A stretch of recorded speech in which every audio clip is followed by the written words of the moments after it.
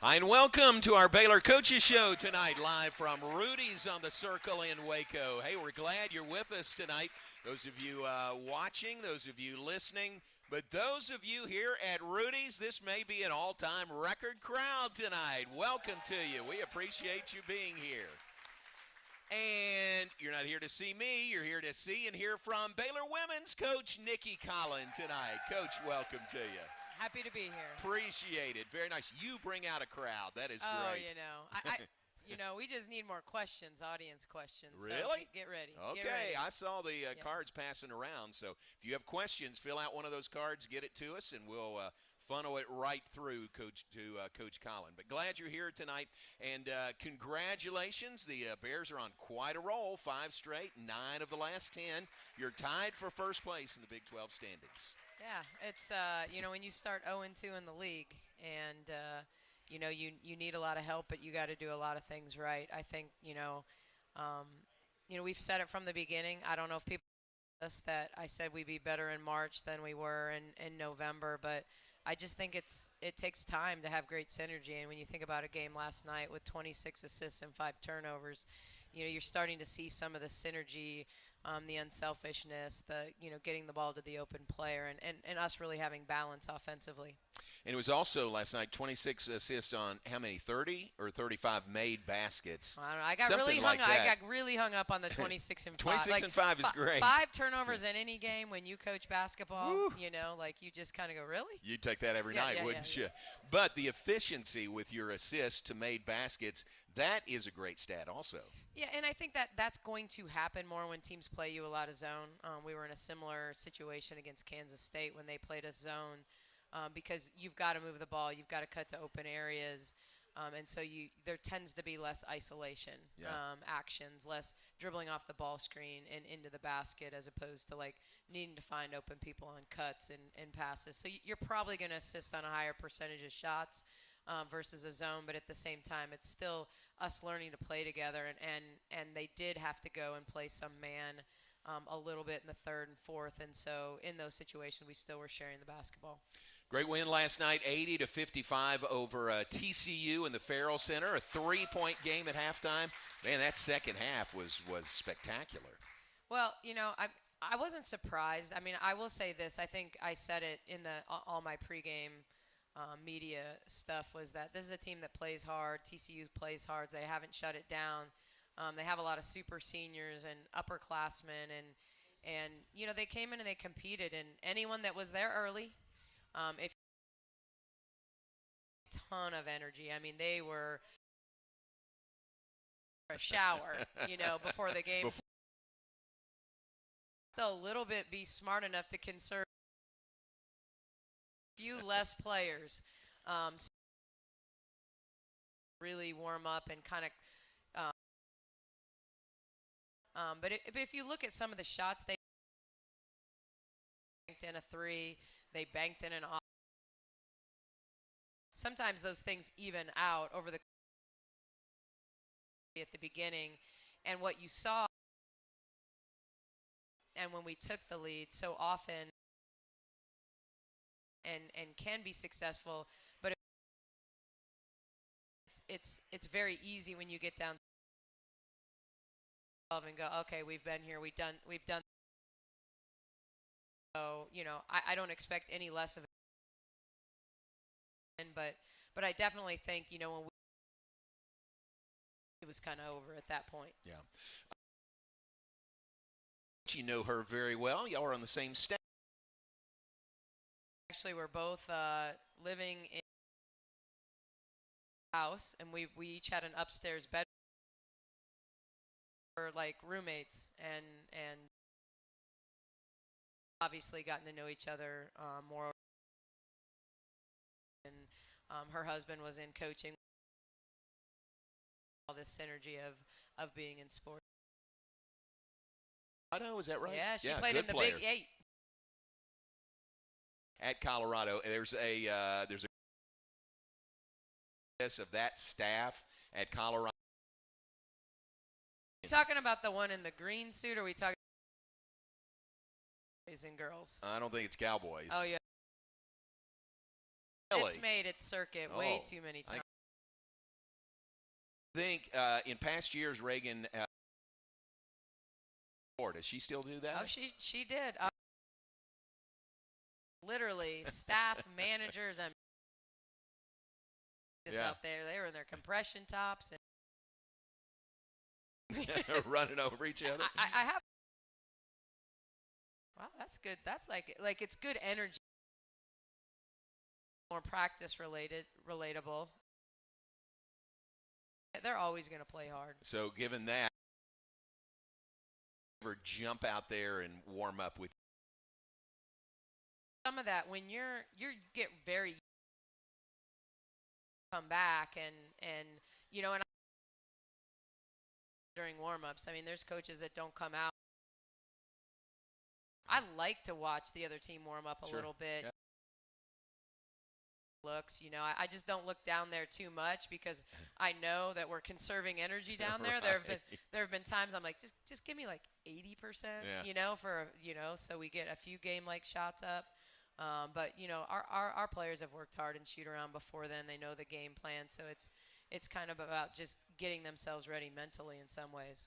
Last week you played Texas twice in 48 hours and won both those games, by the way. That was great. Part of that 5-game winning streak. And this week you'll play TCU twice in, 3 days.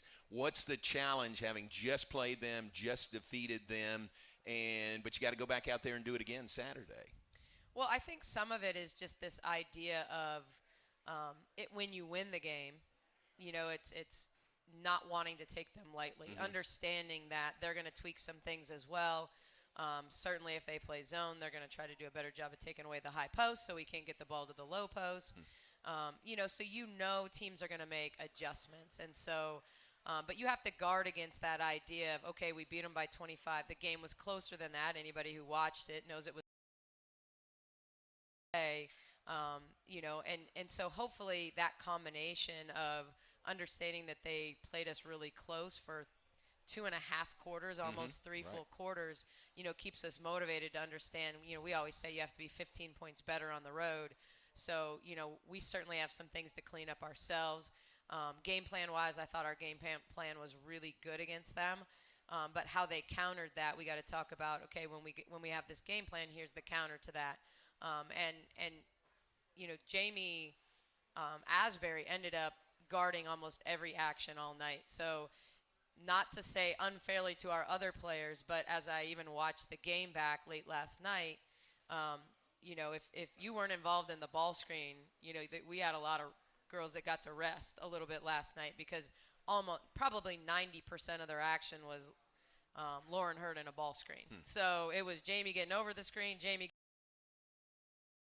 hit by the screen, Jamie trying not to get hit. Kind of that was the point of attack all night. Away a lot of their other action. It's getting started where this is the Baylor coach host here at Rudy's Real. Can be right back. More with Baylor women's on the Baylor Coaches Show.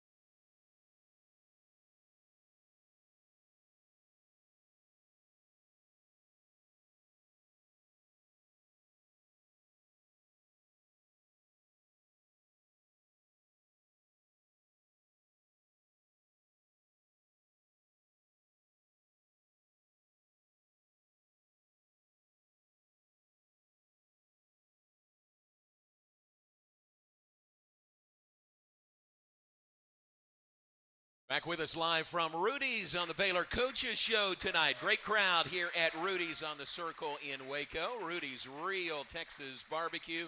There's Nick, one of the managers here. Nick, wave a hand. Let us say thank you to you. We appreciate the hospitality, as always, here at Rudy's. And welcome back, Coach Nicki Collen, our first guest tonight, talking Baylor women's basketball. And, folks, let me introduce to you, maybe you know him already, but welcome Tom Collen here this evening, right back there. Tom thought he was going to hide in the back. We're not going to let it happen. Tom, welcome to you. We appreciate you being here. Very nice. Yeah. That's great. He hid the first, with the ESPN Plus game, the first game. Right. He was hiding. He was hiding. Tom, there's no hiding anymore. That is great. And am I okay to say this? Y'all are closing on a house tomorrow morning? Fantastic. That's great. Just go ahead and do a 30-year lease. You're going to be here a long time, okay? So. Hey, let's talk to Mac about that. Right? I will. I'll put in my word for that. Tom, we're glad you're here. We appreciate you being here. We got some questions from the audience here, and these are the First Place Foods Ask the Coach questions. First Place Foods, that's a darn good pickle. Nicki from Steve Van Wagner. Steve is right there in the BU cap. Coach, what do you say to invigorate, great word, the girls for that second half? I think let's start with the fact that look how good this cursive handwriting is. I know. Did you write that, Steve? Deborah, is that you? Diana? Yeah. Diana, yeah. All right. It's different every game. Certainly, I'm a big believer in what did we do well, getting with the staff and really focusing on some offensive things, some defensive things that we need to do better. Last night, I felt like we settled for some jump shots in the first half, and that every time we played through the high post, we either got the ball to the low post, we played to the high post to the kick-out three, and so we needed to kind of stay with the things that were really effective. So that was the key offensively. Play with pace, get in transition. I thought we were a little slow to start the game, and then touch the high post, which for us, we always talk about paint touches. The high post fits that as well. Defensively, it was a lot of the same. We knew we had to be good at the point of attack because we realized, hey, if we take away this action, this is what they're going to. And just being really good in our rotations, staying on the midline. And so, I thought that they made some plays, made some shots, and we thought they would kind of come down off that high and that our defense wasn't that bad early. And usually the law of averages was somewhat of the case, I think, defensively. Defensively, I think you held them to 21 points in the second half, right? Y'all scored 47 in the second half. And we've been solid defensively. I don't think people quite understand how so often, because Baylor has been so good for so long, that teams play with a different freedom against us. Like they go into games with like a spirited, we're not. And they let shots fly that, normally in a lot of games that they don't even take, let alone step up and make. And so I of bank threes go in against. And so sometimes like that just kind of plays out over the course. So very good. Out the stat sheet and 26 assists. Take us inside, your mind a game. What's the stat you go to for? Usually it's about efficiency. If I feel like we've gotten that you don't make them. I thought Jamie last night, when you look at some of even our first down before they came out, we weren't just, what does our balance look like? Our opponent, and then kind of those assists. For us, the difference in the game, we just dominate. Where we talk about paint points for us when we stat it. When we stat it separately, it's threes that we make. Any action we score off when we get a paint touch. So if we drive it to the paint and kick it out, because that's a key stat. Usually we are somewhere between a 60 and 72% success rate when we touch the paint. Wow. So, we know that that's the stat for us that dictates how successful we are at the offensive end. Good.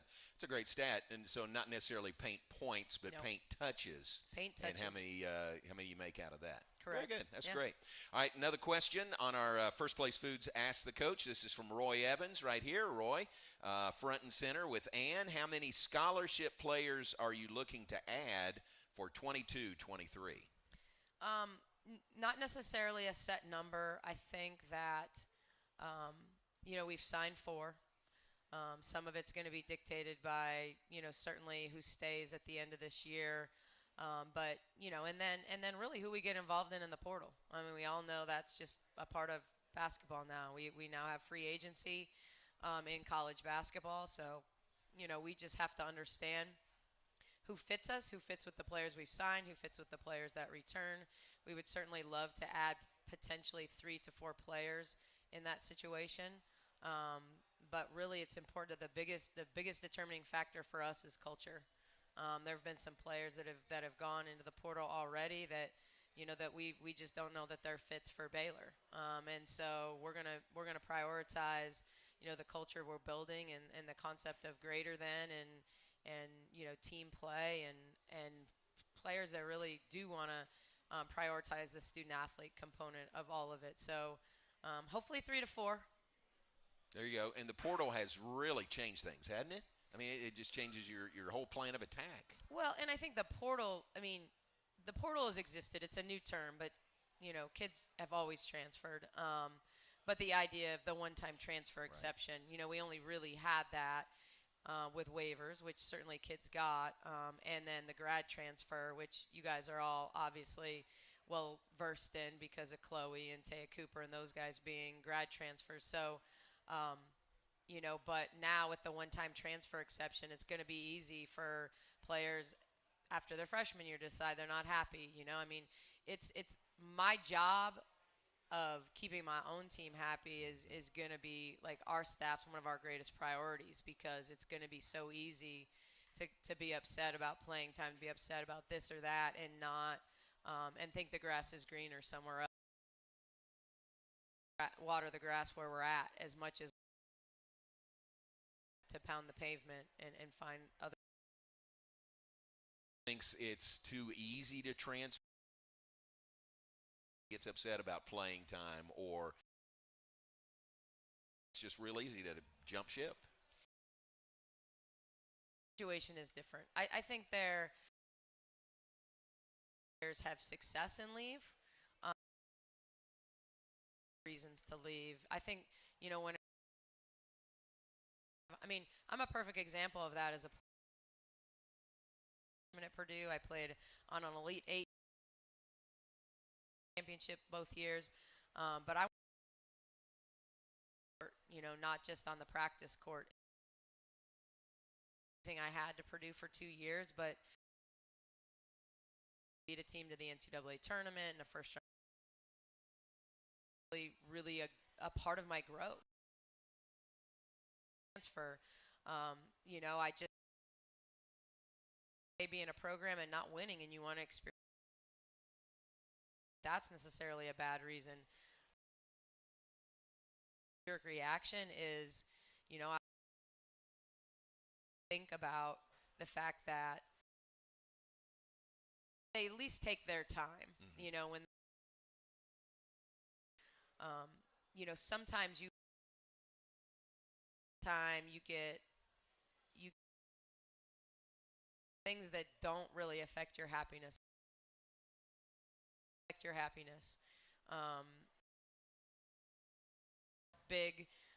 The dorm room. 17-year-old gets these bright ideas, and then if you don't play, if you don't like, I always say in recruiting, it usually boils down to 3 things. Do you have opportunity to play? Do you have opportunity to win? And are you going to like your coaches and teammates? And I think if you keep those 3 things as the core of your decision-making process, you got a shot to make a good decision. If it's all the ancillary things, then you're probably never going to be happy. Yeah, very good. All right, let's get to more of our questions. First Place Foods Ask the Coach questions. Carolyn Wilkes has a question. Where's Carolyn? Right there. All right. Carolyn says, great question. What has surprised you most about Baylor, Waco, and Texas? Okay. Um, Oh, this sounds like it'd be good. well, we were just talking about this, but realistically, like today, the weather. The Come on, weather. right? I mean, I walked to my car. I think it was about 10 o'clock, and it was balmy. I arrived at the Farrell Center at 10:15, and there was a wind tunnel, and I think it had dropped 20 degrees since I had left my house. So, we were doing, even today, we were doing a walkthrough because we've been building, and so we closed tomorrow, but we were doing a walkthrough with the builders, and it was just cold. I didn't really want to walk around the outside of the house. So, I think in general, like, I'd be the first to say that I haven't really gotten to know Texas or Waco. Like, I know high school gyms in Texas from recruiting. I know the pathway from my temp housing to Farrell. And, like, Javon Overshone asked me today, she said, I'm going to bring you something for lunch. What do you want? I don't know. Like, surprise me because I just, I haven't really gotten out a lot. So hopefully now that I'm a homeowner and, when the season's over, I can tell you a little bit more about what surprised me about Baylor. All right, very good. When you have a little more discretionary time. Corey Herring. Corey is, where is Corey? Right back there. Corey, great question, Corey. Very simply, what is it going to take to win the Big 12, Coach? That's Corey's question. This win out? I mean, yeah. At this point, that's what we can control. Certainly it doesn't matter that we're tied with Iowa State if we don't take care of business leading up to that game. And so, we've really taken the approach since we were 0-2 of it's the game in front of us. We've got to go 1-0 today, and really, really compete. And I think we have to keep that perspective. We have to have poise, like we know how to win, but compete like we're losing. Like that's how we have to play because, when you're the underdog and you're clawing and you're fighting, like that's what's got us back into this. And so, I think for us, it's starts with taking care of TCU on Saturday and really staying focused on that. And after that, it's taking care of Oklahoma State. I mean, people didn't realize. I mean, we set up alumni weekend when we did next weekend, and we're really excited about it, thinking, well, Kansas has been a bit of a bottom feeder, so we can have all these events and do all this stuff. And now I'm going, oh, my goodness. No more. Kansas is good. I mean, just so everybody knows, Kansas is good. And so, but I didn't even think about what had happened in the league until everyone after the game was, I was focused on what are we doing, and that's what we can control. The beauty of Iowa State losing last night, of Oklahoma losing last night, is simply that we now control our own destiny, and that's a good feeling, for certain that we don't need, at this point, we don't need anybody to help us. We control our own destiny. Doesn't make it any easier, and it takes some luck. It takes some knock on wood, staying as close to injury free as we can. I mean, we're pretty banged up, but we're still suiting up everybody that we can. So that you talk about when I say luck, some of it is just health, and so I know a lot of you pray, so like that's got to be part of the daily routine to pray for the health and safety of our players. Very good. Top of the list. All right, let's take a break. Back with more in just a moment. Coach Nicki Collen, Baylor women's basketball coach. Our Baylor Coaches Show live from Rudy's. Steve Rodriguez warming up in the bullpen. He'll come up bottom of the hour. We'll take a break and be right back here on live from Rudy's on the Baylor Coaches Show.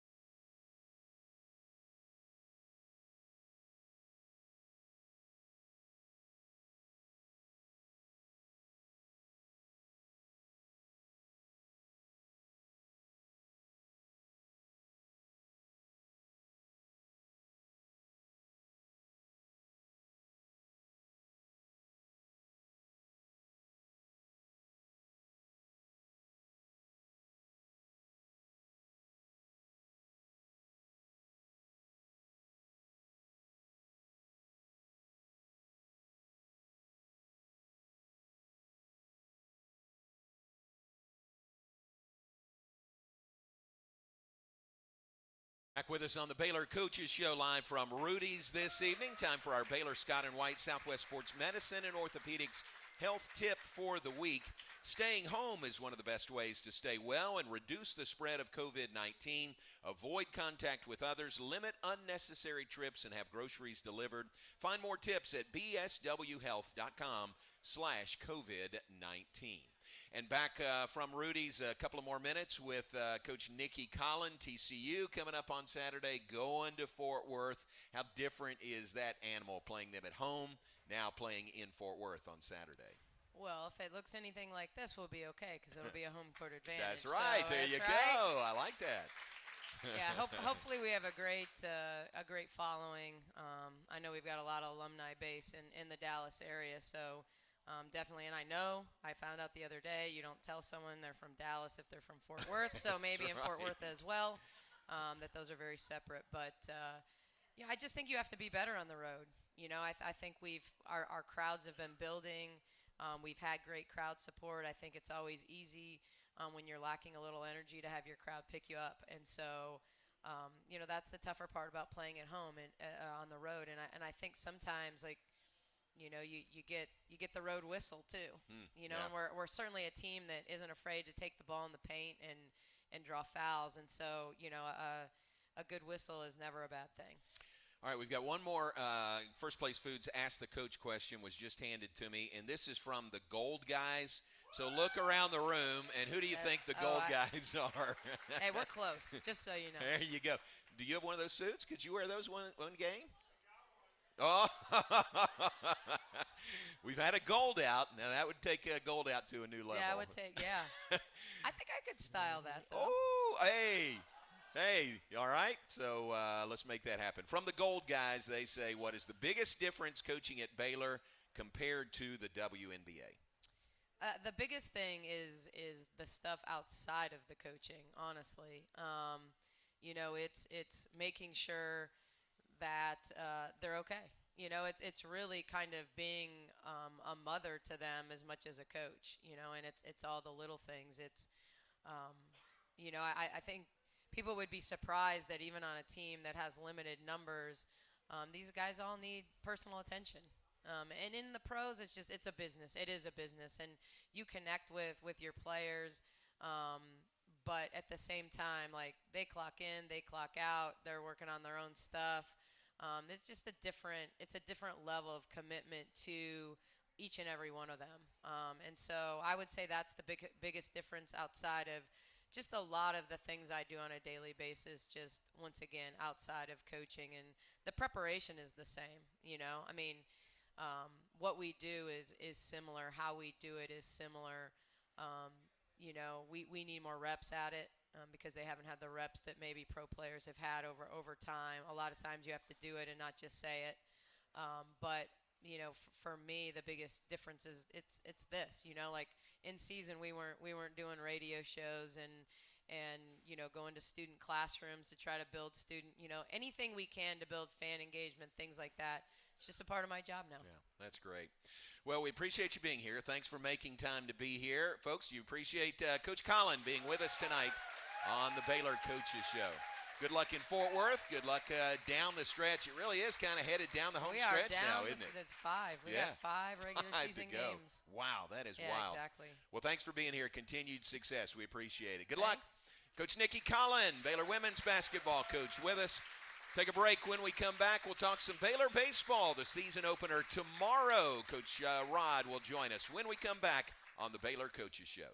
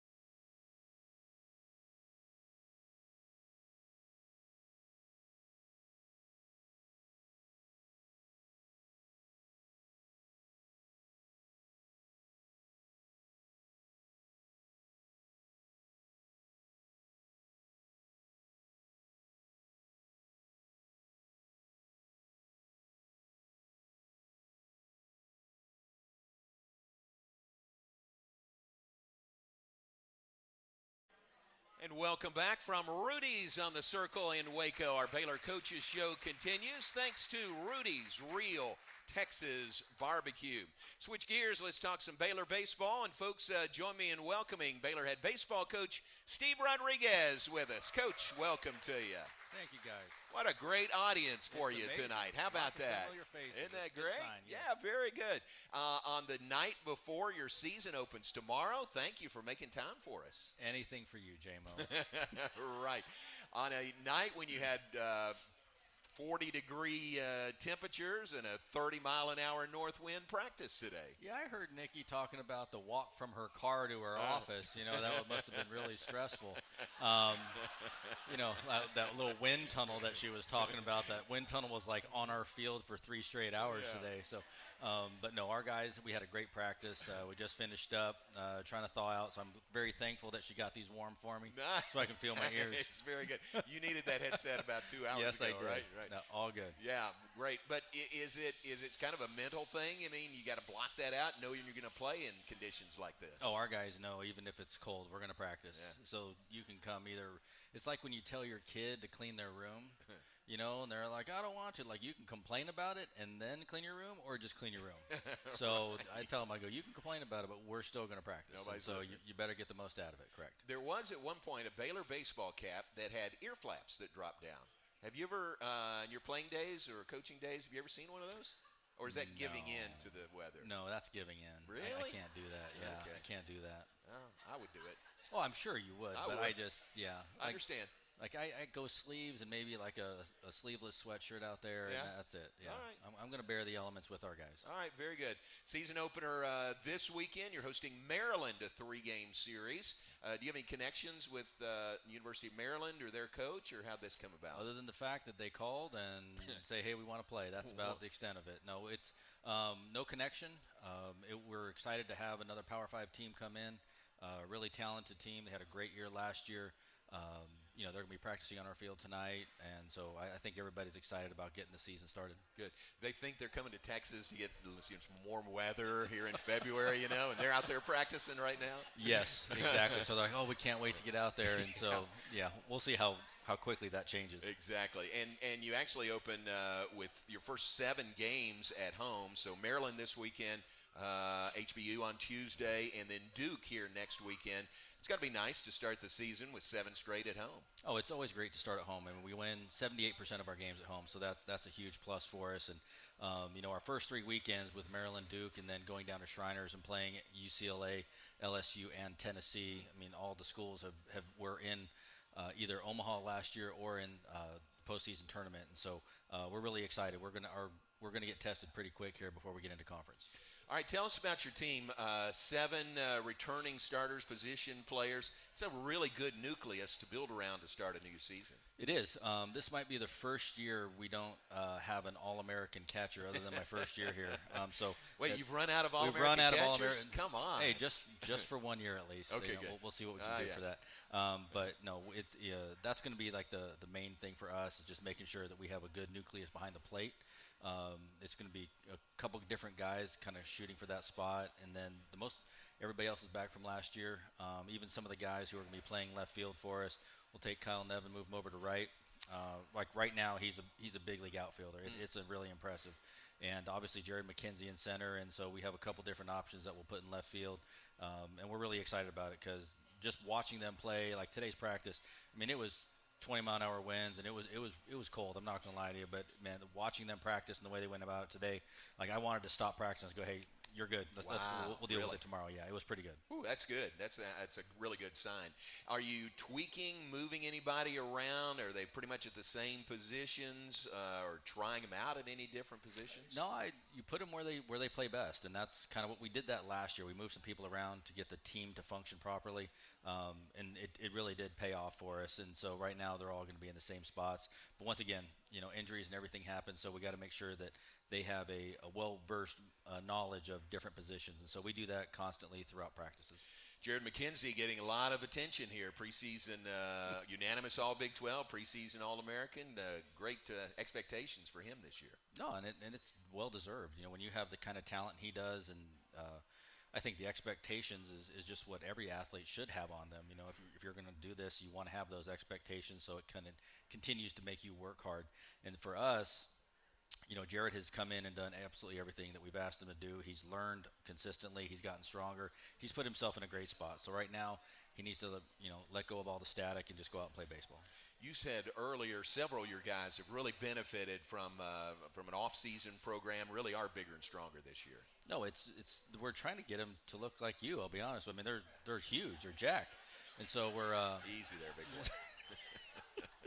But I'll tell you what, you know, when you see guys play in the big leagues and you see the size and how strong they are, you don't see guys that are 160 pounds in the big leagues. You just don't. And so not just for the sheer strength and the mass moves mass aspect of it, but the biggest thing is, like, when you have that kind of stability in your body to be able to withstand injuries, get through a long season. You know, we got 55 games, and so we got to find a way to stay healthy through that. And the strength of your body and the mass that you have on it will help protect you from that. Who is with you, your strength and conditioning coach? Ryan Tibbetts is our strength conditioning coach, and he has done a phenomenal job. When you think about one man trying to control 40 plus players, it's pretty impressive. But they do a great job. It's very militant. They do what they're supposed to do, and you know, when you see the body transformations, it really just shows that it pays off. Nice. Shout out Ryan Tibbetts. What job well done. Let's take a break. We'll be back with more in just a moment. Coach Steve Rodriguez is with us, Baylor head baseball coach. Season opener tomorrow, and we'll be right back live from Rudy's after this.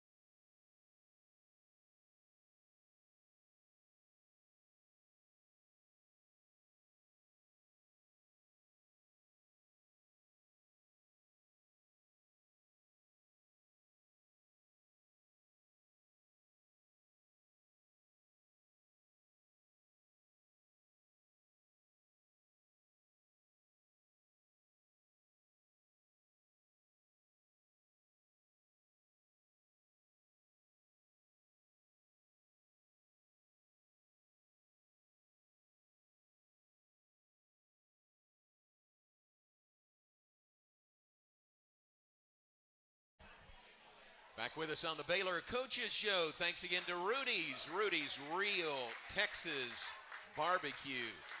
Coach Steve Rodriguez, our guest, second half hour of the show tonight. So there are several Rudy's around the Big 12 that host coaches shows just like this. One of them's in Norman, Oklahoma. They do their coaches shows there. And I always kind of get a little, you know, a grin when Toby Rowland reads the liner, Rudy's Real Texas Barbecue in Norman, Oklahoma. That's pretty funny. I love it. It's great. I mean, it's very factual. You and your wife Kim is here, folks. Kim Rodriguez is right up front. Welcome to you. Appreciate you being here tonight. Boy, baseball wives are, whew. Yeah, there's not many of them. Star that can tolerate in their what crown, we have to right? do. There's not many of them. Star there in is the a crown. special place in heaven for them. Right, I'll tell you exactly. Y'all had a wedding back in December. Your daughter Julia got that. married. Yeah, not ours, but yeah, my daughter. Yeah. No, not yours. Yeah. Your daughter Julia.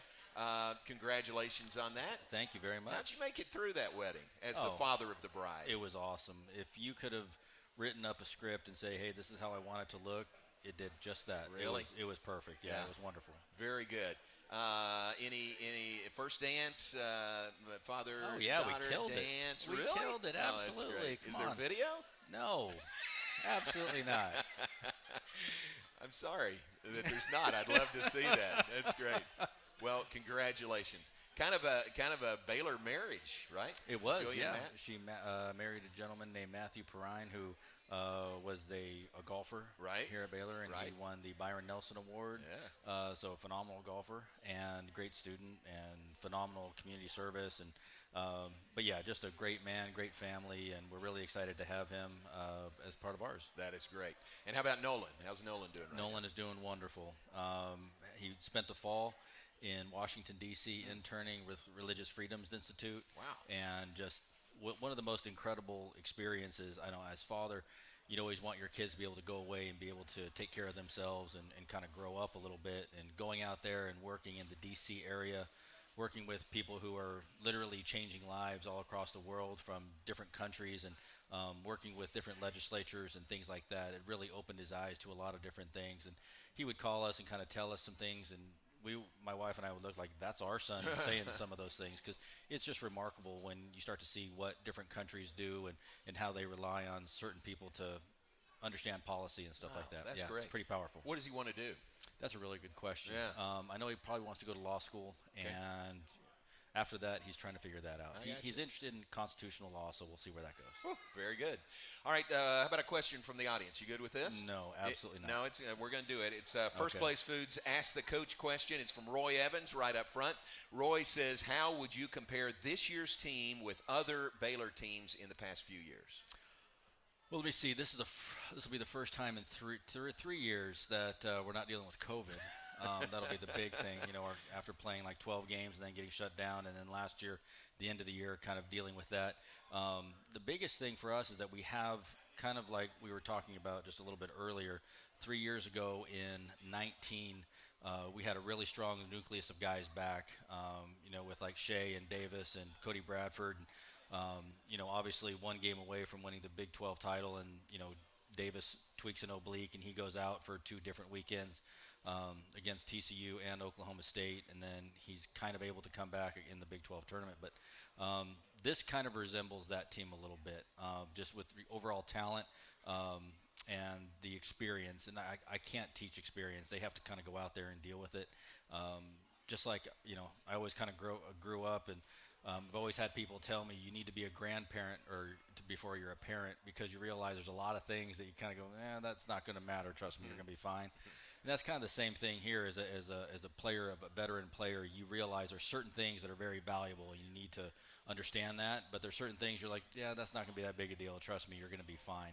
And that's one of the things. They slow the game down. They have the ability to understand and make in-game adjustments. And the big thing is that I can look at them, I can just make a head nod or a motion, and they know exactly what I mean, where the younger guys sometimes are like literally just running all over the place trying to figure out what to do. Very good. Great question, great answer. Appreciate that. First Place Foods, Ask the Coach question. First Place Foods, that's a darn good pickle. We haven't talked pitching yet. Let's take a break, and I want to get your thoughts on your staff this year. I think 2 of your 3 weekend starters are back for this year. We look forward to seeing them this weekend. So we'll take a break, be back with more with Coach Steve Rodriguez talking Baylor baseball, the Baylor Coaches Show, and we'll be right back after this.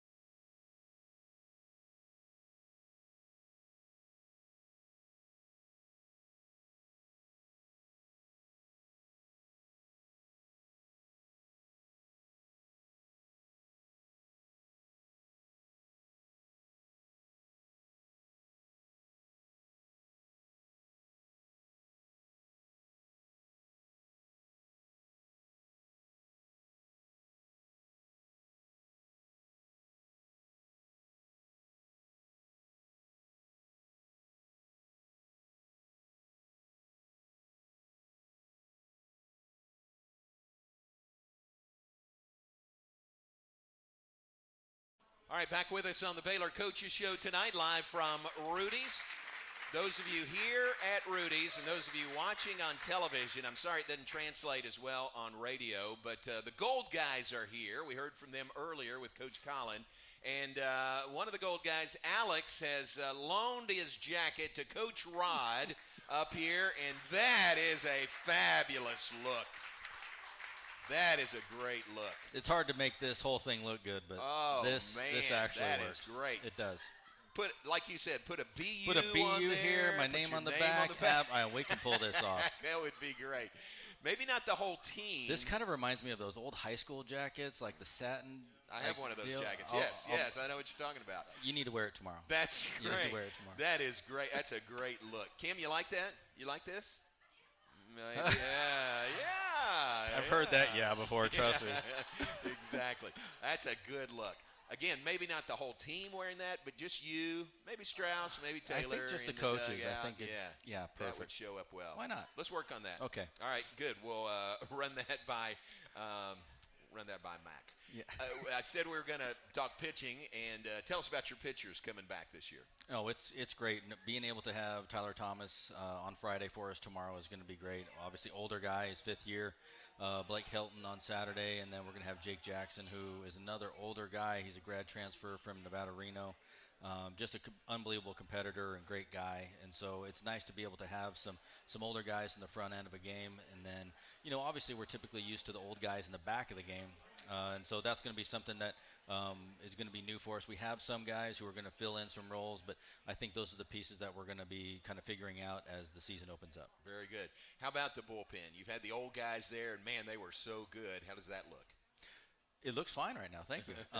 But no, we have some younger guys who we think are just very talented, and they're going to get a great opportunity to go in the back end of the game. And hopefully, if those starters can get us into the 6th and 7th inning, I really like our chances with just some of the matchups, some of the talent level that we have out there. It's going to be really fun to watch them develop.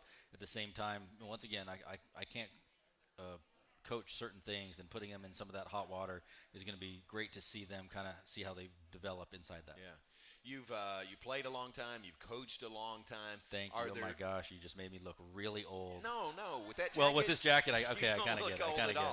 I'm saying, are there some things you really don't know or don't know about your team until you get on the field in competition? The biggest thing is it takes 3 weeks to probably develop your team's personality. Because once again, everybody's in a good mood and everybody's excited about the season starting, and then all of a sudden, we're not playing inter-squads where everybody's playing. Yeah. So you start to see your team's personality kind of develop throughout those first, and then you see guys take over certain roles. Your pinch runner role, your pinch hitter role, your left-right matchup out of the bullpen. Who's going to be a guy that can do certain things in the dugout guy? Who's my funny guy? Who's my serious guy? Who's my dugout captain? I need all of those things, and all those roles have to be filled. I've seen the success that I have with certain guys in the dugout. Sometimes they don't play, but they're great in the dugout, and they're great for our team, and they keep our guys loose. Like, you need a funny guy, and as long as they're funny, under control, and right certain times. But that's the thing, is it's easy to kind of to teach them that. But I love having those guys in there, and there's certain guys who are just quirky and they do weird things, and that's fine, just as long as it's controlled a little bit. So every team has its own personality, and I think all of those things is what makes a team really fun.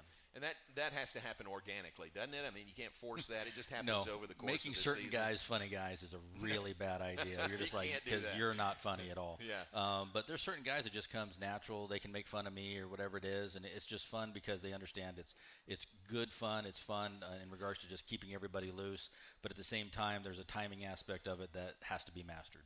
Steve McLean added to your staff. Yeah. What's his role? Steve McLean is our director of player development. He just kind of he's also helping us with our alumni relations. So he obviously is an alumni, and he's been in communication with a bunch of our alumni. We're trying to set up a bunch of different events and do a lot of different things now with that role. And he's also helping us with video evaluation. He's cutting up video for us and getting all sorts of different things. So he's just been a great asset to us. Stevie actually has one of those jackets in his closet, so ask him about it. Well, He his may pull wife it was out. probably one of the most competitive women I've ever seen on Oh, a gosh, softball yes. field. My gosh. Yeah. So I told him, I said, yeah, I'm recruiting your son just That's because right. of her, That's not you, right. because of her. Yeah. Because of her. That's great. Well, good luck starting out this weekend. Weather should be okay for the weekend. That'll be fun. It'll be a little chilly tomorrow, but Saturday and Sunday look like they're going to be awesome. That is great. Good luck getting the new season started. We appreciate you being here. You look fabuloso in that jacket. Have a great year. Thank you guys for coming out. All right. Hopefully Coach we'll see Steve you guys soon. Rodriguez, Baylor baseball coach. Splendid in gold tonight. Take a final break and be back and wrap things up in just a moment on the Baylor Coaches Show.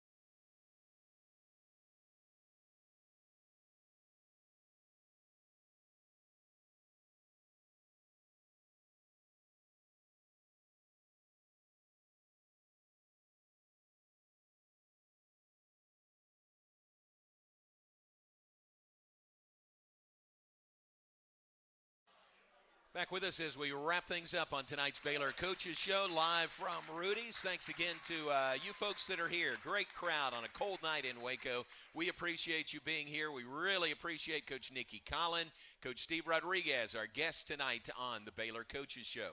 Here's a look at upcoming events in this weekend. There are 10, count them 10, Baylor athletic events over the next 3 days starting tomorrow. So a busy weekend. It is a Baylor Bold Rewards weekend. If you don't have the Baylor Rewards app, it is absolutely free. Check that out, and it will benefit you greatly. So here's a look at the schedule for the weekend. Begins tomorrow morning at 11 a.m. That is Friday morning, Equestrian hosting South Carolina at the Willis Family Equestrian Center. Noon tomorrow, women's tennis versus SMU. 2:30 and 5 tomorrow, Baylor softball playing Oregon at Getterman Stadium. They'll play again on Saturday at noon. That is the home opening series for Baylor softball. And then baseball begins tomorrow night, Friday night. Game 6:30 on Friday, 3 o'clock on Saturday, and 1 o'clock on Sunday for the season opening series against the Maryland Terrapins. Add to that, Baylor men's basketball hosting TCU, 11 a.m. in the Farrell Center on Saturday. Looking forward to another sellout crowd there. And then on Sunday, women's tennis versus Mississippi State. That will be at noon as well. So 10 events over the next 3 days, plenty from which to choose in Baylor athletics. And we do appreciate your support in every way. You support Baylor University and Baylor athletics. We appreciate you being with us tonight. Thanks to Coach Collen and Coach Rodriguez. We'll be back in 2 weeks with another Baylor Coaches Show.